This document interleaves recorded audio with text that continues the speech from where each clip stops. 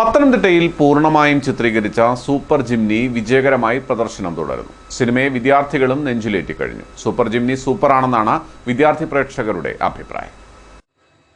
Super Jimny മലയാളക്കരയിൽ തരംഗമാവുകയാണ്. Cinema Malayali ഏറ്റെടുത്തു കഴിഞ്ഞു.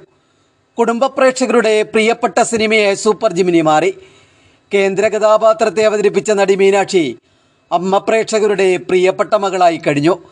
ഏറ്റവും കാലിക പ്രസക്തമായ വിഷയം ഇതിവൃത്തമായ സൂപ്പർ ജിംനി മലയാള സിനിമാ ലോകത്തങ്ങനെ പ്രേക്ഷകരുടെ അംഗീകാരത്തോടെ ചരിത്രമാവുകയാണ്. കേരളത്തിൽ മിക്ക തിയേറ്ററുകളിലും സിനിമ പ്രദർശനം തുടരുകയാണ്. കോന്നിയിൽ എസ് സിനിമാസിൽ കുരുന്ന് വിദ്യാർത്ഥി കൂട്ടം സിനിമ കണ്ടിറങ്ങി. സൂപ്പർ ജിംനി സൂപ്പറാണെന്നാണ് കുരുന്നുകളുടെ സംസാരം.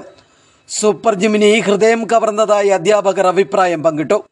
പ്രാധാന്യമുള്ളൊരു വിഷയമാണ് ഈ സിനിമയിൽ അവതരിപ്പിച്ചിരിക്കുന്നത്. കുട്ടികൾ തീർച്ചയായിട്ടും കണ്ടിരിക്കേണ്ട ഒരു സിനിമയാണ്. വളരെ നല്ലതായിരുന്നു, ഇഷ്ടപ്പെട്ടു.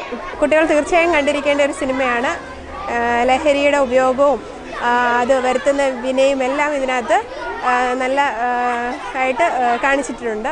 കുട്ടികൾ തീർച്ചയായിട്ടും കണ്ടിരിക്കേണ്ട ഒരു സിനിമയാണ്. യുവതലമുറ കണ്ടുപഠിക്കേണ്ട സിനിമയാണ് സൂപ്പർ ജിംനി. നല്ലൊരു സിനിമയായിരുന്നു. പത്തനംതിട്ട രൂപതയിലെ അങ്ങാടിക്കൽ വന്ന ചെറിയ ഗ്രാമത്തിലാണ് ഇതിൻ്റെ ചിത്രീകരണം നടന്നത്. വളരെ മനോഹരമായ ഒരു ഏരിയ ആയിരുന്നു. എല്ലാ സ്കൂളിലെയും കുട്ടികളും ഈ സിനിമ കണ്ടിരിക്കണം.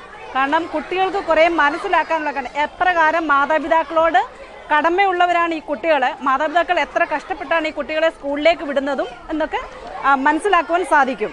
ഈ കാലഘട്ടത്തിന് യോജിച്ച, കാരണം ഇന്നത്തെ വെല്ലുവിളി നിറഞ്ഞ ഒരു ലോകമാണുള്ളത്. ഈ ഇന്ന് കൂടുതലും മദ്യത്തിനും മയക്കുമരുന്നിനുമാണ് കുട്ടികളെ കുറേ ആൾക്കാർ ദുരുപയോഗിക്കുന്നത്. അപ്പോൾ അതിൽ നിന്നൊക്കെ വളരെ വ്യത്യസ്തമായിട്ട് ഈ കുട്ടികളും മാതാപിതാക്കളുടെ രക്ഷിതാക്കളോട് എങ്ങനെ പെരുമാറണമെന്ന് ഈ ഒരു സിനിമയിൽ കൂടി കുട്ടികൾക്ക് മനസ്സിലാകും. മലയാലപ്പുഴ സ്വദേശി രാജേഷ് മലയാലപ്പുഴയാണ് സൂപ്പർ ജിംനിയുടെ നിർമ്മാതാവ്. കഥ, തിരക്കഥ, സംഭാഷണം, സംവിധാനം അനു പുരുഷോത്ത്. News bureau, Pathanamthitta.